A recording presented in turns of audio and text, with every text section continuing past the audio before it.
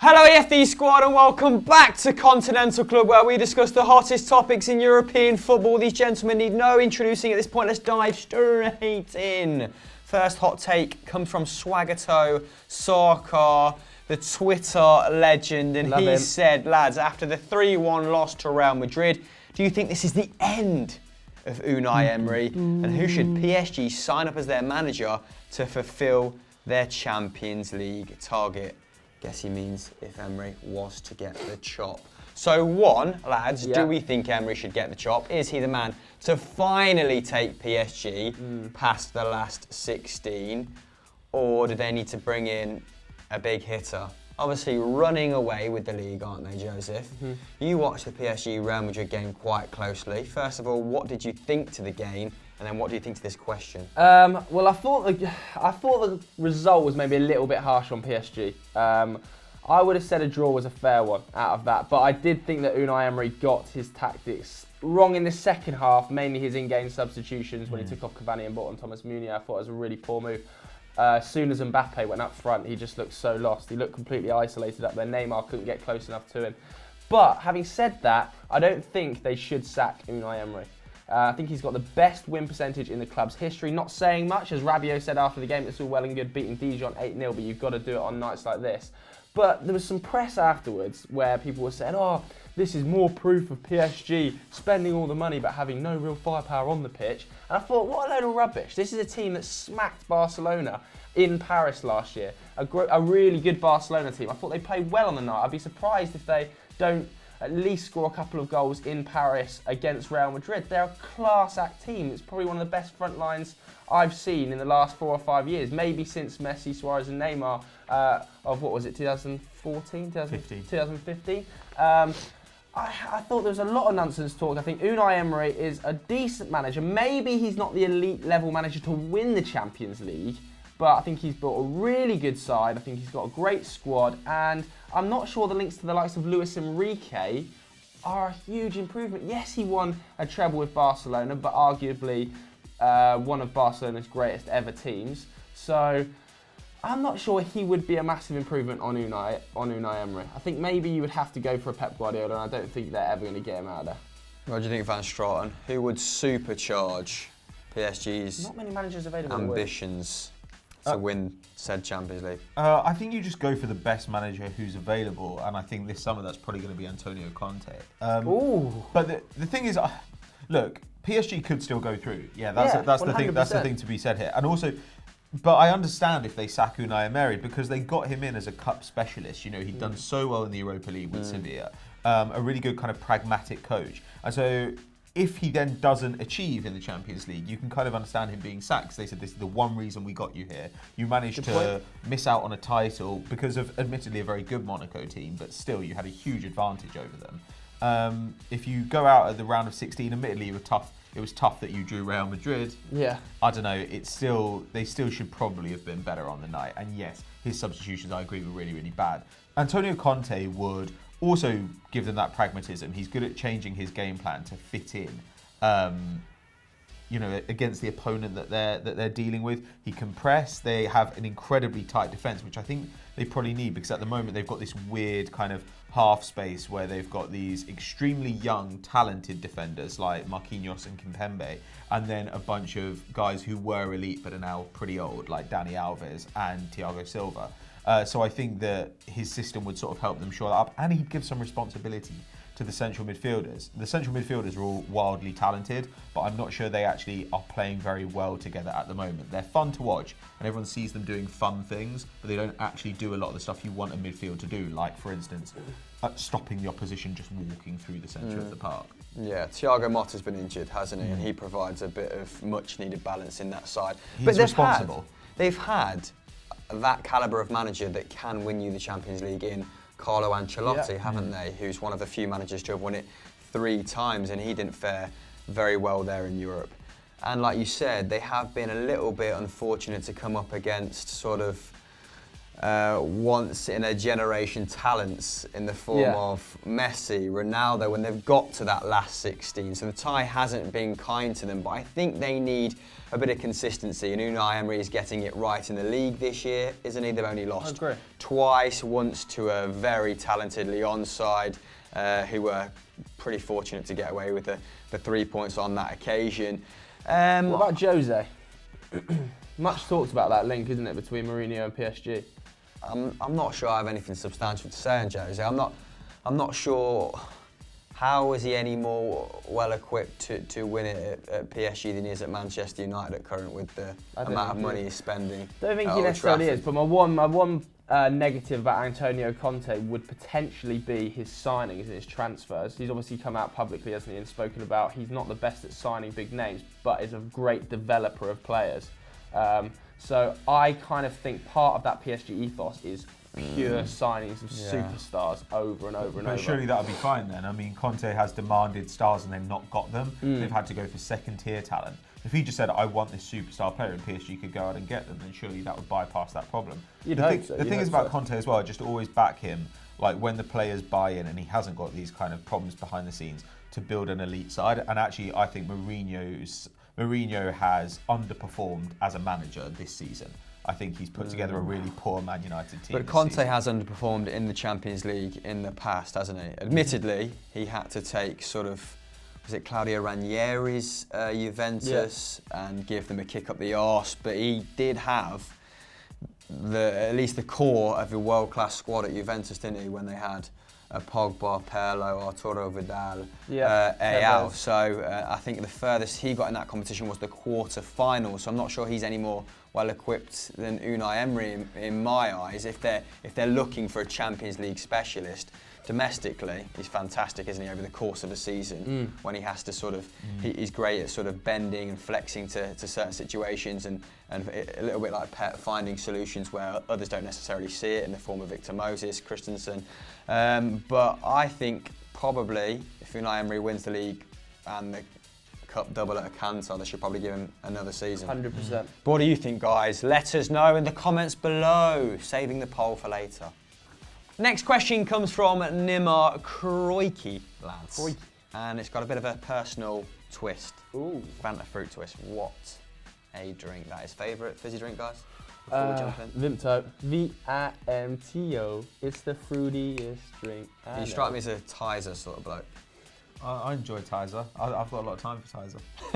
And Iron Brew, actually. Iron Brew is quality drink. Yeah. You know that. Sponsored We content.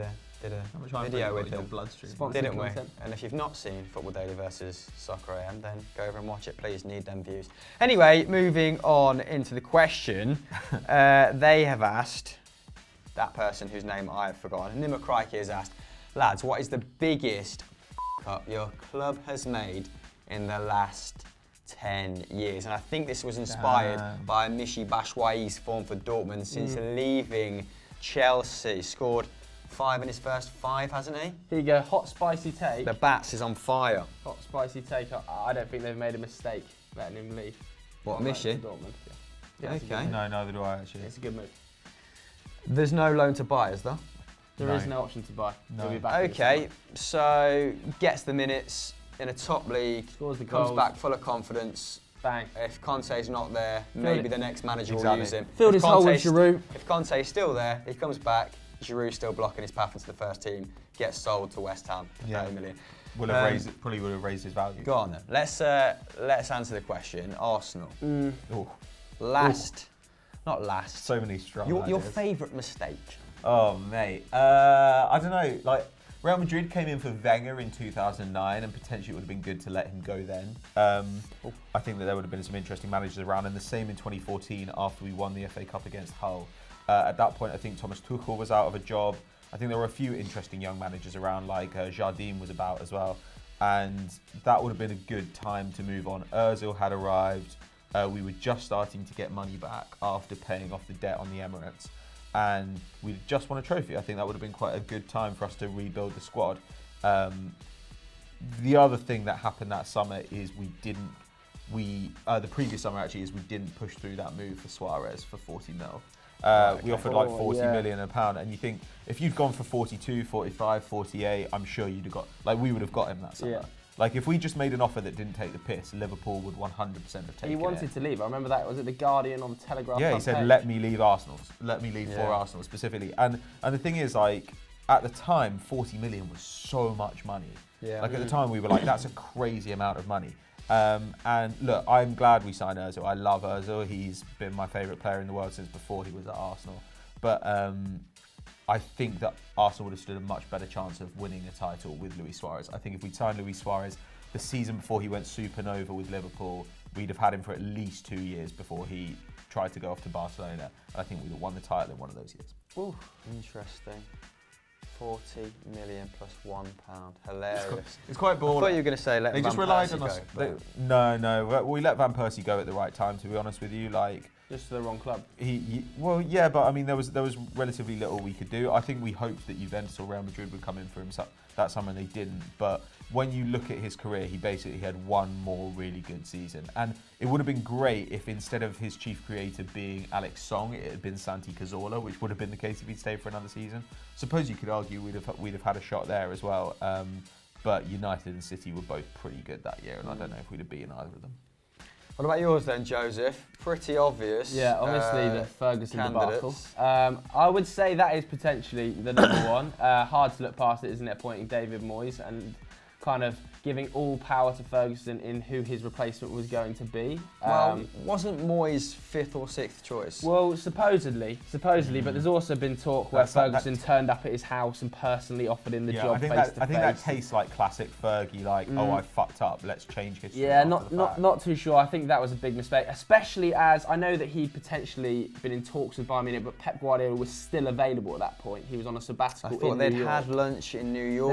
There was He some. told them they had a gentleman's agreement with Bayern. I mean, if that's the case, then so be it. But I think not getting Pep Guardiola, maybe even not at that point, at the point of before he joined Manchester City. Yes, all the clogs were fitting into place, weren't they? In terms of Begaristan already being at the club at Manchester City, they were revamping the youth academy. Yeah, so that was obviously going to happen. But Man United should have made a big play for Pep Guardiola at some stage, which they didn't. So that, I think, was a big mistake. What about signing-wise? Yeah, I was going to say, isn't it true that, like, if you got Moyes in, but you've been better with transfers that summer, like not giving Moyes all the power, your squad would at least have been in better shape. To be fair to Moyes, letting Di Maria go. Didn't Moyes want Thiago Alcantara? Yeah, couldn't get him, let down by Ed Woodward. That was the worst thing was when Ferguson left, David Gill also left, our chief executive, at the exact same time. So we lost all of our kind of transfer pulling power in David Gill and Sir Alex Ferguson's managerial ability, which was a disaster. Ed Woodward came in very commercial. Obviously, United, it's well documented that we're one of the best commercial outfits in the world, if not the best, in terms of sponsorship deals and kind of a noodle partner here and there, stuff like that, just nonsense deals for millions and millions of pounds. But equally, that was his first summer of trying to sign players, and he went balls to the wall. He went Gareth Bale, Cristiano Ronaldo, and when all of them fell through, we ended up with Marouane Fellaini. It was a bit of a disaster. We ended up bringing Juan Mata in January, which has turned out to be a very good signing actually for Manchester United, probably one of our best in recent, like sort of the last 5 years. I'd say Juan Mata has been Good very servant, consistent. Contributed to a lot of goals, hasn't he? But he didn't really get the minutes. backing Moyes, but equally he got rid of the whole backroom staff, didn't he? That was a disaster. Brought in Phil Neville as his assistant manager, had Ryan Giggs in the coaching team, stuff like that. It was just an absolute shambles from start to finish, to be honest, that whole takeover. Yeah. So in terms of managerial, I would go for that. In terms of signings, I can't think of too many. I don't really remember the Jaap Stam kind of days. I was too young. I was only 6 or 7 when we kind of sold him, but that's well documented. I think Ferguson said that was one of his biggest mistakes. Potentially, people will say Paul Pogba, letting him go for free, re-signing him for £90 million. Monetary-wise, that seems like it was a big mistake. But yeah, it's got to be Ferguson, hasn't it, for Moyes? What an absolute head loss. What about Celtic, mate? What have you got? No one really cares, do they? Is there any other ones we can think of? Any other teams that have had absolute howlers? What, shall I in recent just times? pretend I support a bigger club and pick a fault with them? Yeah. Okay. AC Milan or Inter. I mean, their problems are fairly obvious. They're just awfully run clubs, aren't they? Whatever happened to them? Whatever happened? How did it all go wrong for AC Well, Milan? Berlusconi sold the club to Chinese investors But who they were a mess apparently... under Berlusconi. Yeah, but they also had a lot of success under Berlusconi as well. I don't know the ins and outs of this. Let's not get into behind the scenes at the San Siro Giants because we know nothing about them, to be perfectly honest. It's Celtic, quick fire then. Hiring Tony Mowbray, one awful appointment that was. Ronnie Dyler, Ronnie Dyler's okay, won 2 league titles but came from Strom Godset, I believe. Bit uninspiring, took a punt on a young, talented coach. Didn't really have the nous to manage a big club. And maybe just coasting a little bit when Rangers were in such a dire state of affairs. And probably letting Van Dijk go for 12 mil. Probably could have got a bit more for him in hindsight. Anyhow, can we think of anything else? Any other big clubs who have made shambolic decisions in their modern history? Any hirings and firings? Maybe a little bit further afield. Real Madrid, they're constantly a revolving door, aren't they? I remember Pep Guardiola saying the best Real Madrid team he faced was Pellegrini's, and he was gone, wasn't he, after like a 90-point-plus season? He did 1 year there, and then they got in Jose after he won the treble. I mean, letting Ancelotti go and bringing in Rafa Benitez was pretty bad, but I suppose they could say, well, we've got 2 Champions Leagues afterwards out of Zidane's, that's not too bad. Maybe not selling Benzema prior to this season. Ooh, and letting Morata go instead. Money for him, couldn't they? And letting Morata go. Crazy. And Higuain as well. Selling Thiago Alcantara for £15 million to Bayern Munich for Barcelona. Yeah, well, wasn't that that was a release nuts. clause in his contract if he didn't make it? They actually paid more than the release clause as well, just to smooth over kind of the relationship with Barcelona. I think they paid Give like him a 20 decent mil contract, for God's sake. Classic Bayern. Dumb. Smooth operators. What about you guys? We want to know your club's worst moment in modern history in the comments below. Get back to you. Patrick Van Straat, get back to you? What I meant to say is Patrick Van Straat will get back to you. He's always in the comments, this guy. Loves them. Yeah. Last but not least, we have the game of the week. This week, we've spoilt you. We've got 2, but they're not that big, so we're going to get in and out. Okay? All right. And then I'm going to ask you guys a couple of questions to finish the show off. We've got Torino versus Juventus, which is actually pretty big, the old Turin derby, in context, because Juve can't afford any slip-ups at current. Both them and Napoli on long unbeaten streaks, still 1 point behind the little donkeys. But the old lady are in terrifying form. In the last 10 league games, they've taken 28 points. So can only see this going one way, lads. I'm going to go 3-0 Juventus. You? It depends who's back from fitness, back from illness rather. I don't know. Like Belotti's back. Belotti just came back. I think he got his 5th goal of the season because he sat out a long time. Falke's been their man to watch. 9 goals, 5 assists. Yeah, I don't know. I think it feels. Maybe he'll cause them some problems. Feels like a straightforward Juve win though, doesn't it? Yeah, it has to be a Juve win. Scoreline then. 2-1. 3-1. Bit confidence, a little bit dented after that Tottenham game. All right then. Straight into Atletico versus Bilbao. Atletico, 7 points behind Barcelona, put together an impressive run, haven't they? A lot of 1-0s in there, not as reliant on Griezmann now though. Although he scored 8 and assisted 3 in 15 games against Bilbao, so he's a constant thorn in their side. The last lost to the Basque side in 2013, so can sort of see this only going one way as well. Though they did play a really strong side in the Europa League, like Griezmann played, I think Gamero played. I think they both scored actually. Like it was a pretty strong outfit because obviously they've had success in the Europa League before. And he scraped the win as well, didn't they? 2-1 in the end? No, they went 1-0 down against Copenhagen. They won like 4-1. Oh, they came back and won 4-1. Yeah, it was really strong. But that's the thing. Like, I think they'll take the Europa League quite seriously, and they might be a little bit jaded after that. And to be honest, Athletic Bilbao, like they're not the great team they were, you know, in the days of Bielsa or whatever. But they're a pretty solid side. I think they've struggled since Valverde left, and it's not great when Adariz is still your top goal scorer at 40 years old with 8 goals in the league, is it? No. So I think it might be a tightly contested match, but I'm going to go 1-0 to Atletico. You boys? Yeah, 2-0 Athletic. Yeah, 2-0 as well for me. All right, cool. But I want to know who you've enjoyed watching from a little bit further afield this season. It might have been someone in the Europa League last night when Celtic slayed Zenit St. Petersburg. When Scott Brown had Paredes on lock. Paredes to Real Madrid, are you mad? And the notorious Callum McGregor scored a lovely team goal. But if it's not Celtic, Van Straten, who would it be? Did you catch anyone in the Europa League? Is anyone from the lower echelons of La Liga or Serie A would you pick up? I think Atalanta are a really good side. They've stayed good despite losing a few key parts in the summer. I think. Yeah, there's been a really good job done there by Gasperini, I think. And I don't know. Leipzig were really good last night against Napoli. Yeah, 1-3-1 away from home. Admittedly, it was a second-string Napoli side. Koulibaly was still playing. Pepe Reina was still playing, but they had Maggio on. They had Adamuna. Oh Never heard of him, mate. Yeah, they just had a bunch of randoms and then like a few kind of key squad players, and they still play really exciting football. But Leipzig were great. Like they constantly got in behind the fullbacks, constantly put balls into the box along the ground, which was really dangerous. Poulsen, I'm still not really convinced by him, but he is a handful, and what he does is create space for Timo Werner. And Timo Werner has become such a good all-round centre forward. He can pull out wide, he can create, he can take people on.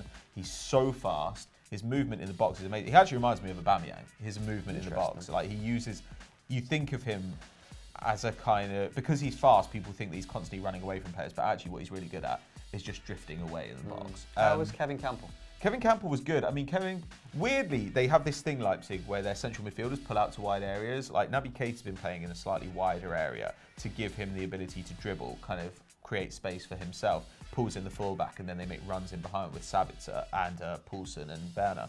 But Kevin Campbell is just what he's always been, like really great anticipation. There were a few times where Napoli were trying to play out the back in that style that we're used to, and Campbell or Keita or somebody would just nip in, steal the ball, and immediately they were on the attack. And frankly, they created a bunch of good chances they didn't convert, and Napoli didn't create much at all. It's a hallmark of a Hasenhüttl side, isn't it? That fluid kind of front six. And really, really aggressive. Yeah. Joseph, and your new jumper. Yeah. Who have you been watching on the sly? Not your neighbour in the shower, football team. I saw last night a bit of the Lyon game, very impressed by Lyon. Also saw them against PSG.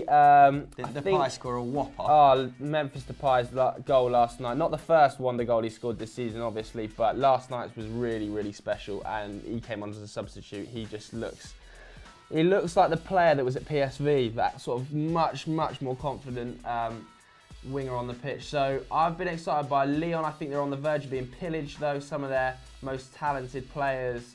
I don't want it to be a Monaco situation where somebody comes in and takes 5 or 6, but I definitely think they'll lose 2 or 3 in the summer. I'd be very surprised if Nabil Fekir's still there. Yeah. There's a lot of teams that need wingers, and Memphis fits the bill for a few of them, although United do have the buyback clause. I think the hierarchy at Monaco are more willing to let their talent go because it's more central to their ethos. I don't know. I think Lyon have had massive turnover. Lyon, though, right? But they've had massive turnover in the past. Lyon consistently, haven't they? Cash rich. But they've consistently sold loads of players. Monaco are cash rich. But they consistently sell they're players. further down the pecking order in French football than they've been for a while, I would say. Yeah. I mean, last season, kind of a mini renaissance. Lyon is this you're talking about? Chinesio is the manager. Yeah. You're talking about Lyon? Yeah. Look, Lyon. I think if big offers would come in for their players, though, they would be forced to sell. I don't see Lyon rejecting a £60-70 million bid for Fekir. I agree, maybe for Fekir, but I think the others they'll try and keep hold of. I think if they've got to keep hold of some. I think if they sell Fekir, they'll do it so they can try and keep hold of Aouar, Ndombele, Mariano, Depay for another 1 or 2 To be fair, though, they've had huge turnover in the past, haven't they? They won't let 6 guys go like Monaco. Definitely not. 100% agree with you. I think you will probably see 1 or 2 of them leave, though. Obviously, they produce great players, don't they? And sell them on. That's kind of their ethos. We've seen it with Samuel Umtiti in recent years. We've seen it in the past, obviously, with the likes of Karim Benzema as well to big clubs. So I think they might get pillaged in the summer. I also liked, more towards the start of the season than in the last few weeks, how Valencia have been setting up. Obviously, they've had a torrid time over the last few years, so it's nice to see them back, not in the big time, but at least playing nice football again. Marcelino's got the best out of some, I don't want to say mediocre players, but players that careers were dwindling a little bit in the likes of Kondogbia and Simone Zaza, so it's nice to see them back up at the top. But yeah, Lyon, really exciting football and some fantastic individual talents in that team. Yeah, particularly Mariano. I've enjoyed him this season. Guedes for Valencia has been unbelievable. I've really enjoyed. I've caught a couple of Celta Vigo matches, bizarrely. kind of late at night. I think one of them was against Madrid, where they might have drawn 2-2. Yeah. Although I have fond memories of it. But Sisto looks a hell of a player for Celta, and I think he'll probably get a move to a bigger club soon enough. Anyway, guys, who's your favourite team or unorthodox player from, you know, lower down? Let us know in the comments below. So that was this week's Continental Club, guys. Thank you for watching. As always, get your questions into us throughout the week if you'd like to feature on the show. Lads, what is on elsewhere? Patreon Strong. Head over to 90+1 Facts for 90+1 Facts about everybody's favourite bottom-feeding, I don't know, fish man, who is also the best striker in the world, Harry Kane. Bottom-feeding fish. Have you seen his mouth? It's all over the shop. It's everywhere. Are you trying to say he looks kind of like that sucker fish? Yeah, he just looks like he goes along and sort of like hoovers up, you know, bits of coral and Yappy. license plates, whatever's on the floor of the sea. Old tyres. Yeah. Come over to Football Daily as well, why not? I'm not sure what's going live today, I've forgotten, but there will be something good on the channel. Over the last 2 end balls, you've had nothing to recommend. I've had nothing. I think it's VFN today, so I'm on that, so come and watch that if you want Boo. basically some nonsense. Bye.